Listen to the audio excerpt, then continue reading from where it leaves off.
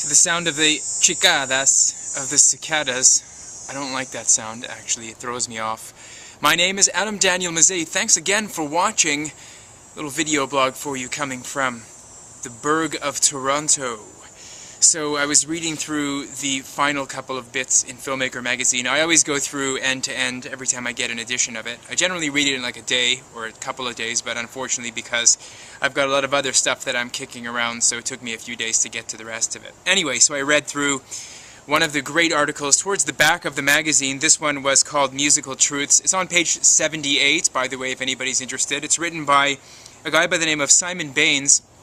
Simon Beins is a South by Southwest award-winning composer, and he is charting the evolution of today's documentary scores. And he's talking about scoring music in documentary films.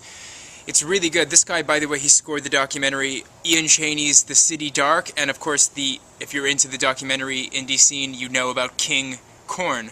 So he also did the music on that one. The thing about documentary scores is they kind of allow for a kind of a narrative in their own right. You know, because documentaries take such a long time between, you know, conception, development, until they're actually shot and cut and released and distributed in the market. Because they take such a long time to prepare, what basically you can do is you can structure the story around the music in a way that you simply can't do with a narrative feature. Unless you have a lot of money. Independent filmmakers can take a lot of months, sometimes years, between when a film is actually first proposed to the time that it's actually completed. And so if you're a composer on a doc, you could take your time in kind of crafting musical notes, musical interludes, how music adds to the feeling in the narrative, how it actually changes how you feel about particular segments.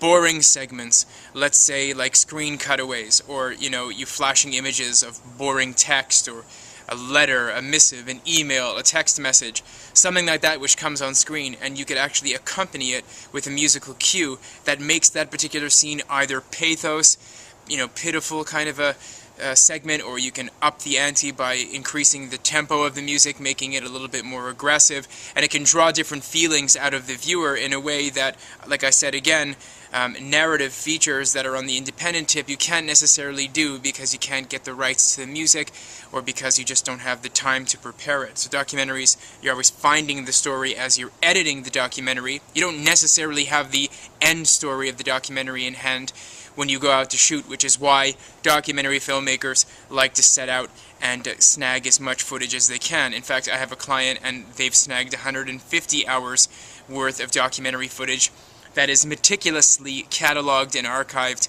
and backed up in fourplicate. I don't know how you'd say that, quadruplicate? That's backed up 4 times, because that's the nature of this particular story.